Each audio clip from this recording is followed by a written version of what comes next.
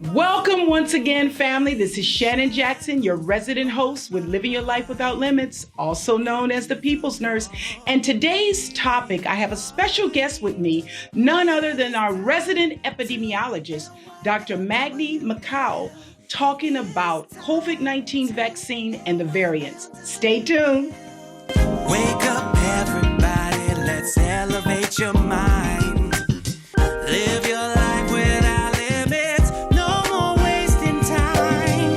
Don't forget to stay focused while continuing to stay on the grind. Keep your vision real tight, and your future be bright until the finish line. Thank you once again, family, joining us at Living Your Life Without Limits. My name is Shannon Jackson, your resident host, also known as the People's Nurse. I'm excited today to have my guest with me today. I consider him our resident epidemiologist, all things COVID, and it's none other than Dr. Magdy Mikhail. How are you, Magdy? How are you doing today? Wonderful. Thank you so much for considering me resident. You are, because all through this COVID era, you have been on this show, guiding us all the way.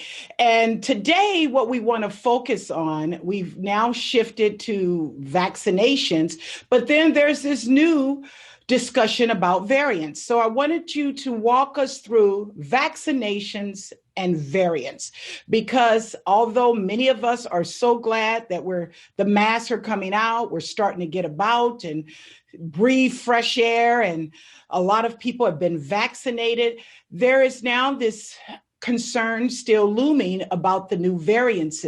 So talk to us about what that is and how it correlates to the vaccines, and just run us through this process. It is my privilege to be your guest in this shows. And let me see where I am here. Ooh. Yes, just update today where we are with the number of cases worldwide.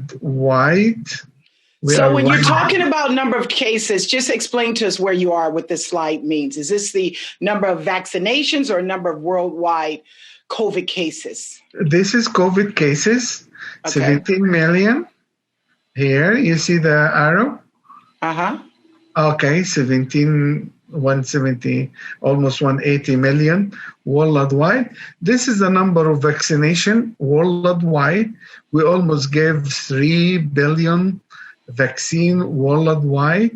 And here is on the map where is the majority of all these cases. You see here, US is still one of the leads, as well as you look here, you see India here as one of the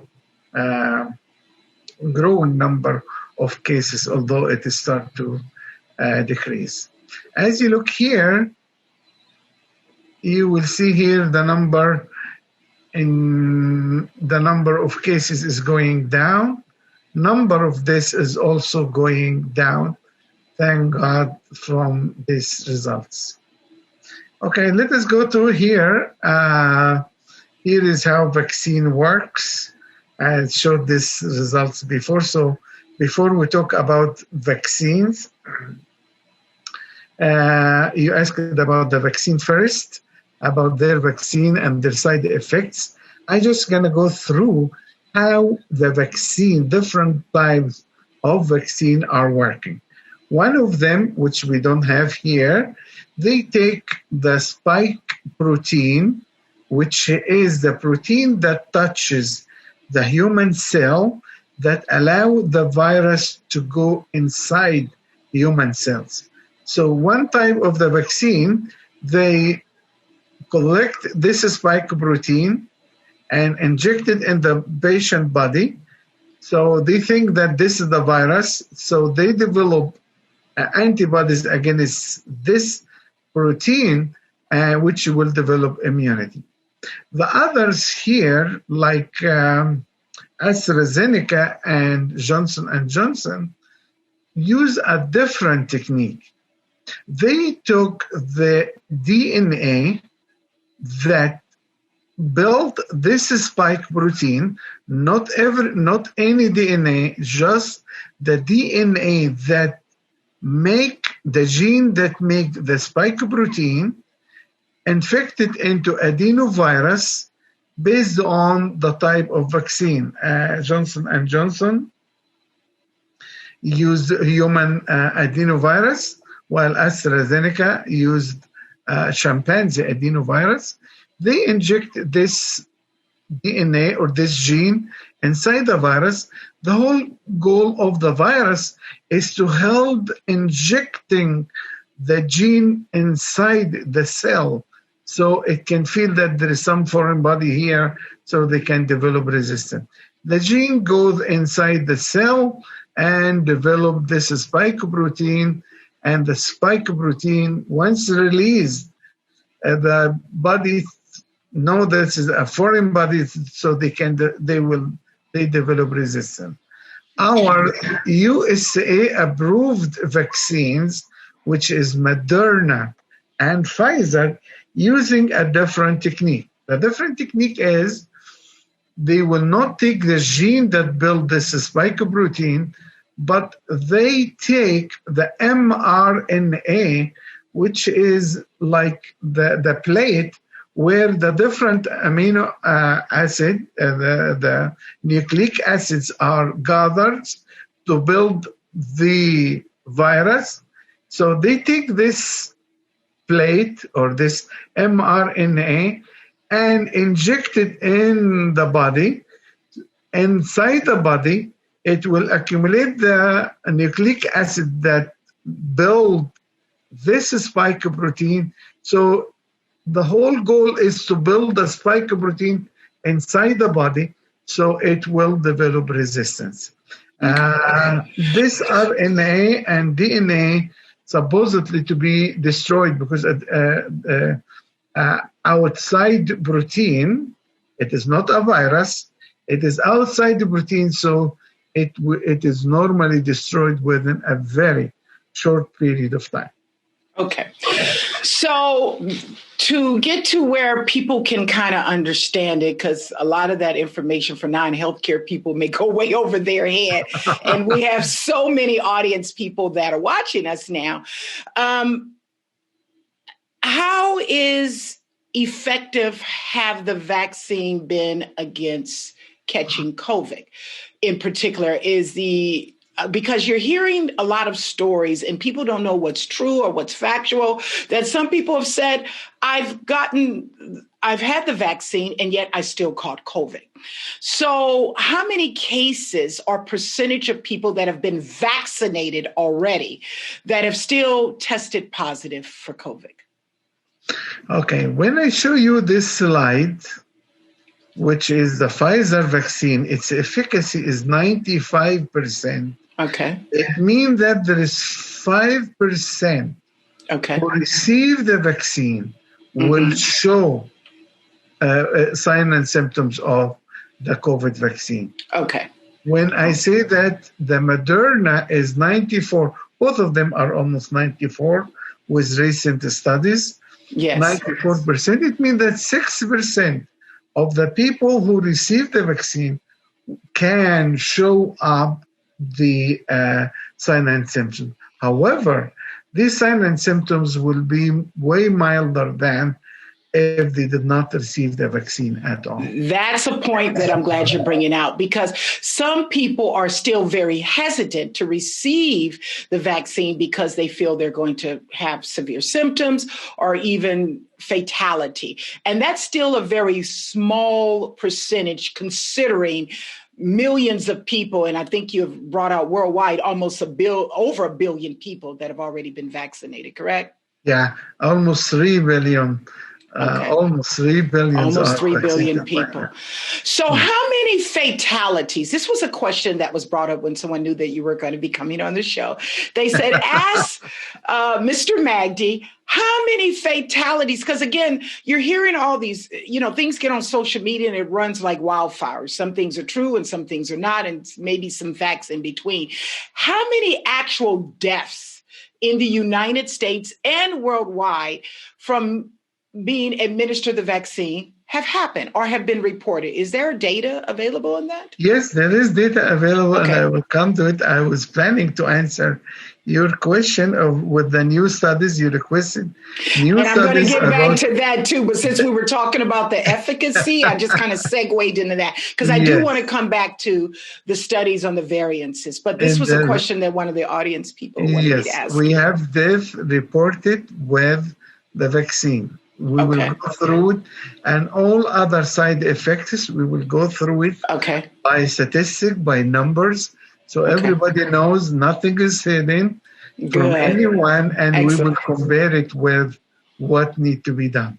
Here is a study done between January and March here in U.S. on people 65 years old and older, hospitalized.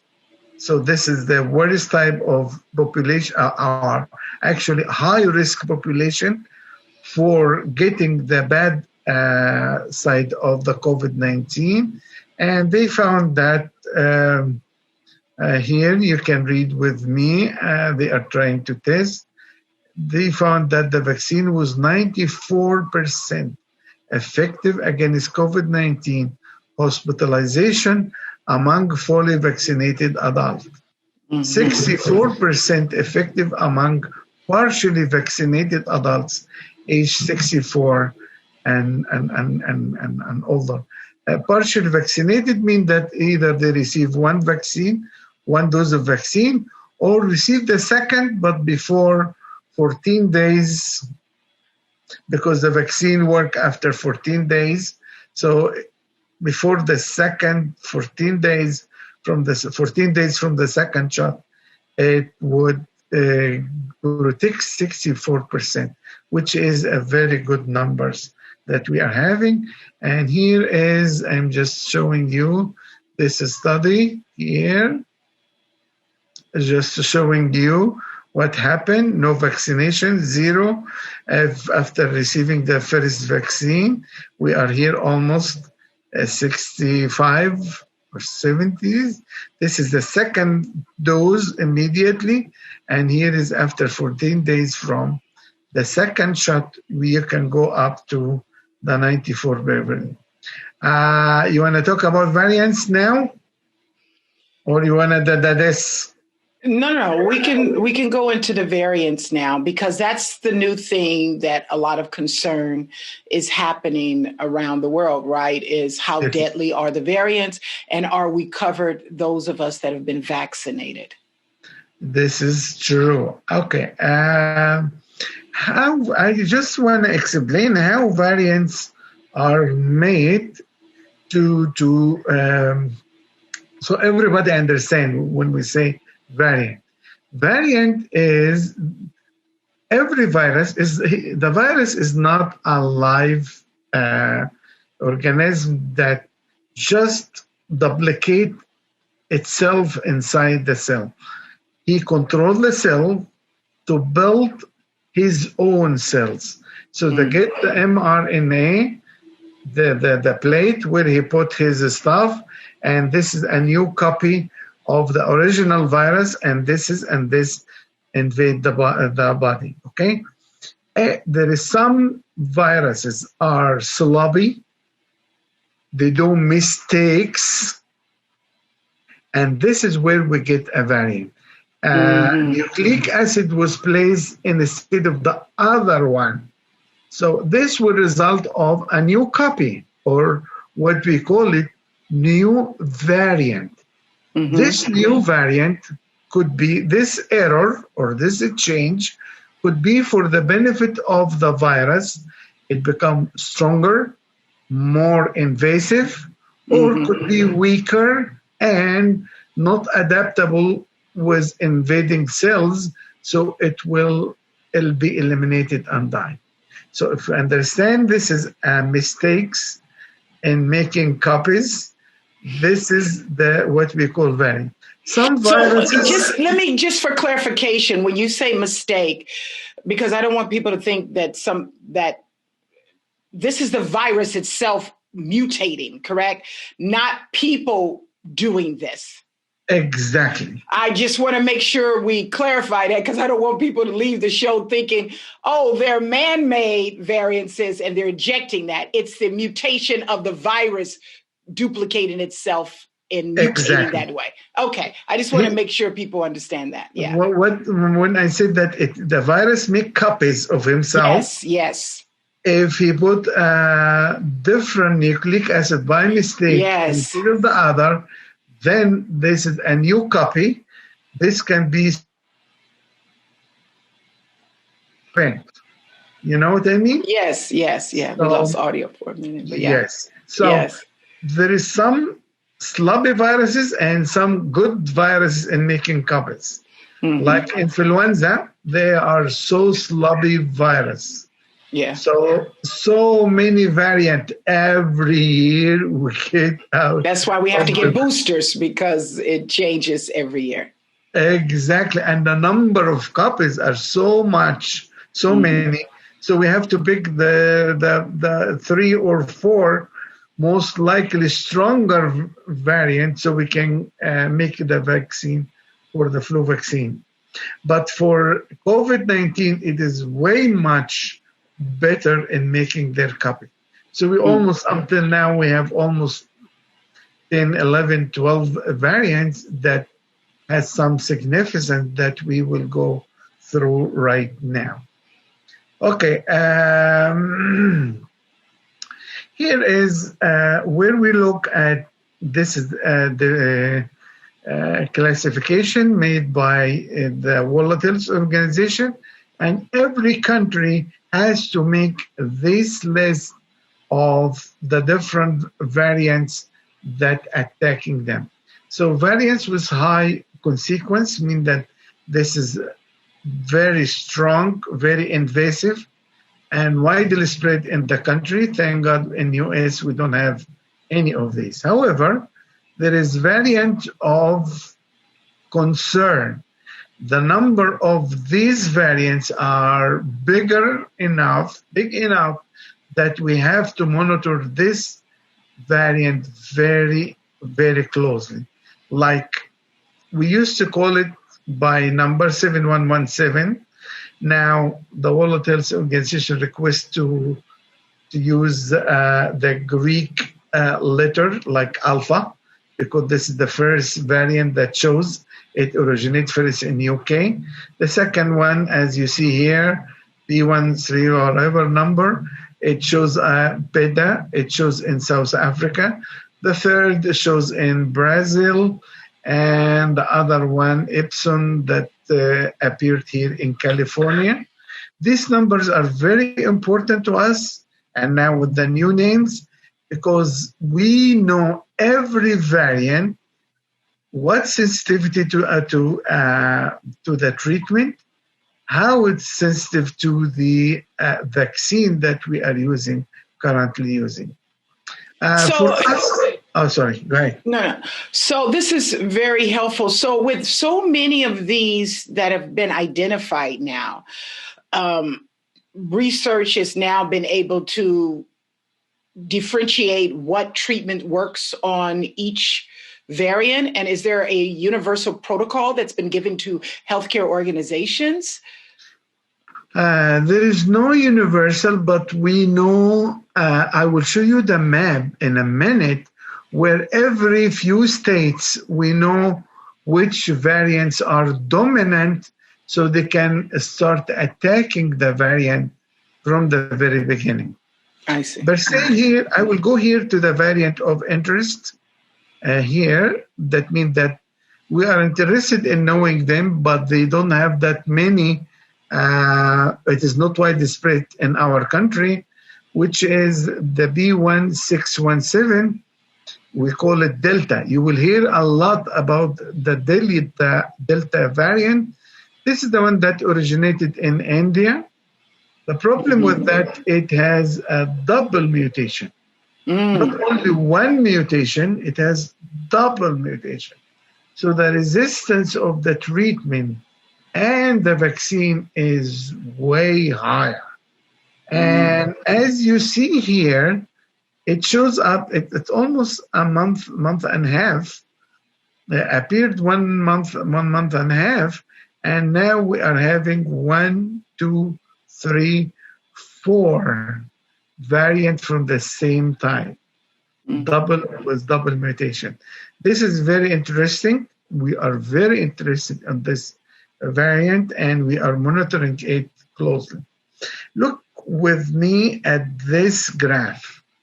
This is to tell you that the air or the virus is circulating in the United States when we started to sequence, which means that we collect specimen from every state, every location, and we look at the sequence of these amino nucleic acids to see which variant do we have.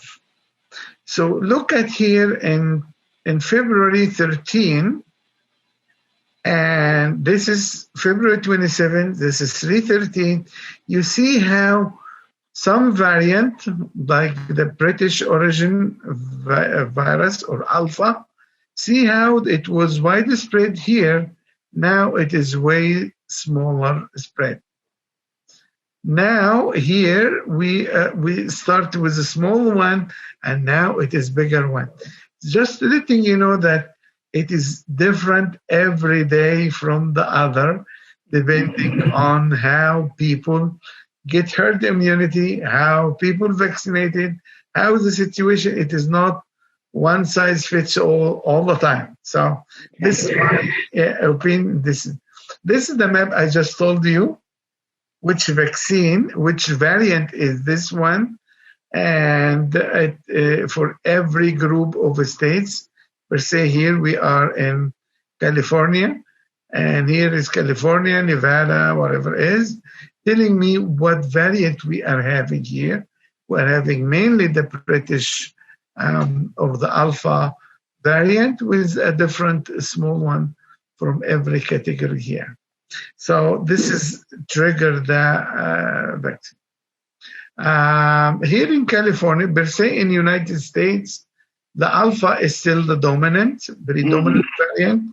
60 to 70% of the viruses around is B117 or Alpha, followed by Gamma, which originated in Brazil.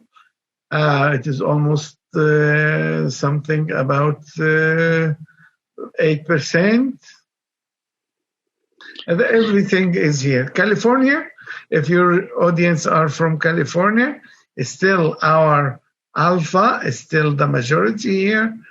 But we have the Brazilian P1 as well as the Delta, which is the Indian with double mutation, start to show off here in California, but with less numbers. It is not widespread. So let me ask a question here. So clearly it's out there, and the medical organizations are truly monitoring this, so I can see that. So for people that have been vaccinated, again, starting as we started out, they're very excited to finally get free and be able to move about and not wear masks. Obviously nothing's guaranteed, but is there a comfort to know that fully vaccinated, there's a minimal risk that they will contract one of the variances that are out there if they've been fully vaccinated? There's still benefit to them being fully vaccinated versus not. Is that correct? Exactly correct. Even if they get the variant, they're going to have a cross immunity from COVID to the variant. So the signs and symptoms of the vaccine of the disease will not be harsh as it is if the person was not vaccinated at all. Now that segues, thank you so much. That segues into my next question there. With signs and symptoms, are they different with the variant COVID variances, or is the same and more severe, just more severe cases? Or is it something different that people would have to watch for? Yeah, I will finish this slide and we'll go right to your question. Okay. This is if anybody need to know more about the variants. There is a website, official website. It's called outweigh.info. They can put the name of the variant that they heard, or they see that in their state or in their town, and they can put here and they can get all the information they need to know. Okay. Regarding your question, the same sign and symptom, it is exactly like the sign and symptoms of COVID. No difference at all. The difference is in the treatment as well as the vaccine. However, until now, we are using the same thing across the board with all of them, so hopefully it will work. But we know they work better with regular COVID or with certain variants, but it is very hard to work with probably the Indian variant or Delta variant. But however, this is what we have, so we always give it, and hopefully it will work to protect the patient to a certain level. Okay. So right now, the course of treatment for the variant is pretty much the same, but as you mentioned and brought out so well, that you guys have categorized them in alpha order. So certain ones, certain drugs will be more effective versus not, because you've done some further testing, further research to determine that, correct? Exactly. Okay. And you cannot imagine the number of labs around the world that collecting specimen, testing it. Hopefully we will just to know which variants are around, so we can meanwhile the companies like Moderna and Pfizer and all of them are working to see if there is a need for a booster vaccine, which we are expecting to that we might need a booster vaccine. Probably it could be annually, like what we do with the flu vaccine. Okay. But this is just guesses. This is this is a new disease. We're still trying to figure out what's best for our patients and for ourselves. So that brings me to another question that has come up. I've spoken to a lot of people, because I always self-disclose that I myself have been vaccinated. And why did I do it? I just did an interview recently with a magazine on, how do you address issues with people that are still hesitant in getting vaccinated. And obviously you have to listen to their reasoning and be empathetic to that. And a lot of it is fear and phobia. And again, a lot of false information have been generated. Social media is a two-edged sword, right? There's some good information that comes out, and then there's a lot of false information that gets spreaded throughout. And people are hearing a lot of people dying from getting vaccinated. Do you have actual statistics that we can kind of curtail the rumor mill, if you will, or the urban legends that so many people are dying from receiving the COVID vaccination? Here is the National Vaccine Information Center. This is a non-profit organization that collect the data from the vaccine. This is an organization belong to FDA and Center for Disease Control, which collect the advice, the side effects of any vaccine, not only COVID or other. They collected the data, or VAERS released their data on May 28th, and this organization found out there is 294,000 report coming out of patients receive COVID-19.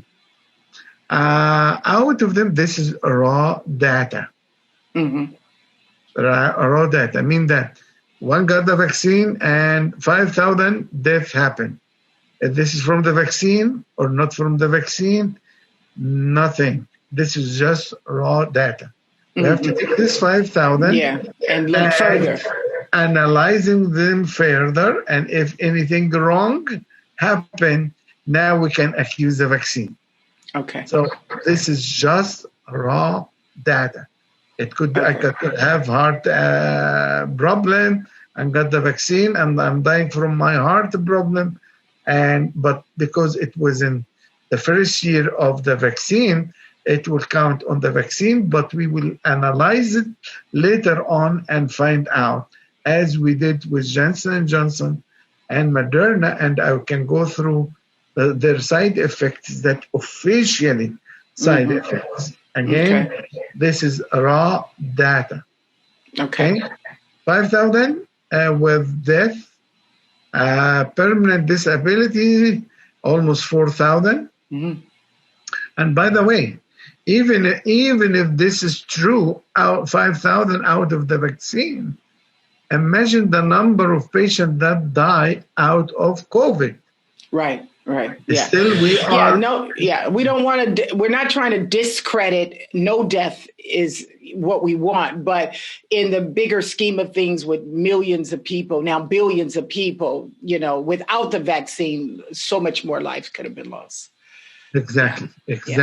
All life is precious. And it's certainly something that. But understood. We have to look to the bigger picture. I have a friend of mine who got COVID.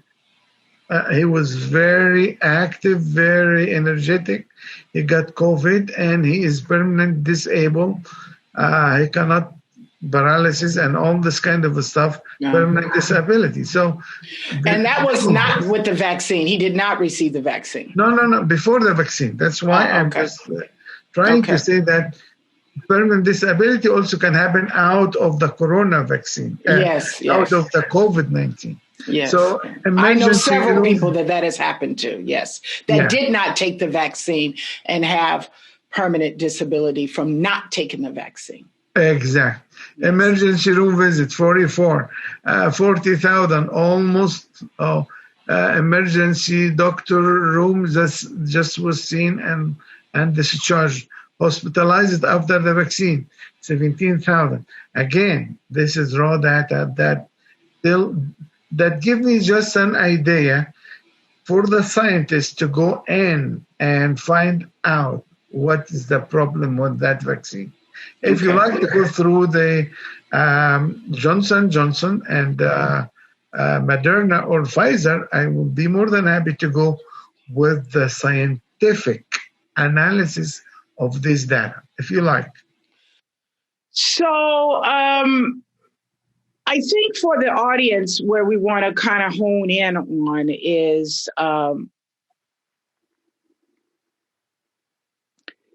where do we go from here? I want you, from your professional expertise in ensuring the audience,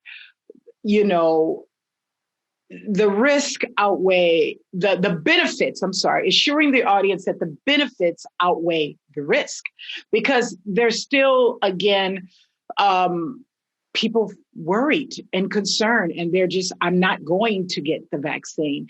And we do know that the flu season is going to come again, just like it did last year. Yeah. And last year we didn't have the flu vaccine ready yet during the peak of the flu. I mean, the COVID-19 vaccine ready during the peak of the flu season starting. Yeah. But the flu season is coming, and those that have not been vaccinated for COVID-19, you got the flu, you got the potential of this new variant still moving around. If we don't reach herd immunity, what do we what are we saying to those people, or to try to assure them that to reconsider getting the vaccine? Definitely. Even when we found some problem with Johnson & Johnson or Janssen vaccine, we looked at it and we found out there's problem with certain age groups, like females from 18 through 49, developing this blood disease. Yeah, the blood clots. Blood clots. Then we said, okay, we will not give this vaccine to this age group. No problem. Problem is solved because it is rare complication for older women or for men. Okay, we will not give it to this age group, and we will give it to the other people. The same thing for the Moderna. When we looked at the side effects and the benefits, definitely the benefit overweighed the side effects. That's why we continued Johnson & Johnson vaccination as well as Moderna, as well as everything, because we know COVID is a really serious disease. As you know, as a nurse, you saw it firsthand when you were in New York. We saw it here in our hospitals. It was catastrophic. Yes, it was. And until today, yesterday, we just reported one case of this out of COVID, another one having acquired COVID. So it is still going on. So it is not gone yet, but it is still going around. So we highly encourage people to get the vaccine. I personally got the vaccine, as you know, from our last show. I show my card, and it is still, I can show it now if I look at the computer, because yes, as I mentioned, it is every medication you get, it has side effects, and your body is different from my body. Something be with no side effects, and it might cause side effects with me because we are different.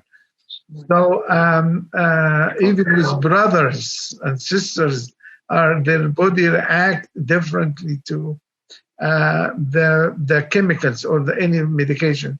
So we have to look at it like any other medicine person receive has side effects. If they read the pamphlet inside, it has side effects. Yes, it does. It tells you that.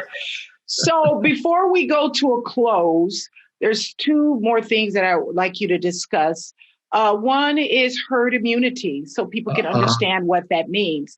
I know what it means, but I want you to explain it to herd immunity and how it will benefit us. And I know that there's concern, will we reach it by a certain day? I know the president had put a July 4th deadline that he was hoping to get so many people vaccinated to reach herd immunity. But explain to the viewers and listening audience, what is herd immunity and the benefits in society of having that for all of us?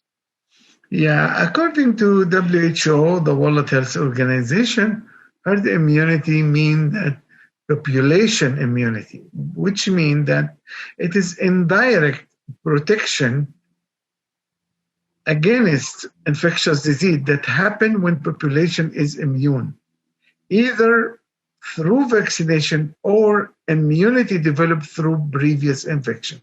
I can explain this to you. It means that the population will develop antibody against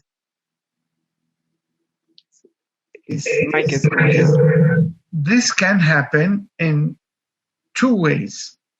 Either by getting the disease myself, then I will develop antibody, or receiving the vaccine. But sometimes I can develop antibodies because I exposed to small amount of the virus, which was not able to cause me the disease, but I benefited that I developed antibodies in my body against the virus. So through this three, or at least the majority are two, vaccination or receiving the infection itself, this is, the more people get this situation, this threshold, then we are immune as a community. I will explain how herd immunity depends on how infectious is the organism. Like measles, it is highly contagious disease, as you know, measles. In order to reach herd immunity, this is also said according to WHO, it needs 95% of the population to have herd immunity, either to get the vaccine or to get the disease in order to slow the spread of the vaccine, of the infection to the non-vaccinated population. If you look to another disease like polio, it is also contagious, but not as measles. Here, we need for polio 80%. Experts in Mayo Clinic suggested that if we reach 70% of the US population reach the herd immunity, they said that we will be safe. But to reach the 70%, it means that 200 million Americans either received the vaccine or got the disease, get out of the disease, or just get exposed. And I think recently we hadn't quite gotten there yet on that percentage yet. I know they're still pushing for it. Exactly. So as we're closing this out, I want you to give us one final thought that you would like to leave with the audience. If you were to want one thing to stick and share the importance of the COVID vaccine and the connection with the variants, what would that be? Highly encourage to be vaccinated, and even you are vaccinated, it is always recommended to do hand washing all the time. Most of the time, your alcohol gel in your bucket, as in my bucket, as well as try to make a social distance. Wear the mask if you are not vaccinated. If you are vaccinated, just try to put it on if you are in somebody coughing around you or very tight environment. It will be good to be put it on. The most important thing to be ready, because Jesus is coming and we are going there, either through COVID or accidents or shooting here or there. So much is happening. Every second we are vulnerable to go to heaven. So everybody needs to be ready to this time, which is very crucial and very soon, very, very soon. Jesus is coming. Everything is obvious, ready. So you have to be ready to this time. Amen. Amen on that. Well, once again, I thank you for bringing your knowledge, your expertise, and your experience working intimately, because Magdy is working in several hospitals here in Los Angeles, California, all around, actually in California, where he is firsthand intimately involved in running the epidemiology departments and infectious disease, and on the front line of prevention as well as management. So we appreciate you here at Living Your Life Without Limits. And anytime I pick up the phone, he's glad to lend his voice to help us and guide us during these transition times. So once again, I thank you. And as I'm signing off, I want to thank you, our viewers, our listening audience, for entrusting Living Your Life Without Limits to motivate, to educate, and inspire you to live your life without limits. And for more information on this, we're going to have a link below where we're going to click this presentation that Dr. Magdy is going to give us onto our website. And we're going to have it on our blog area so you can even have more information if you want to really ponder it or review it more. And as I often end our show, I will do nothing different today. Once again, we thank you. And remember, family, to love yourself.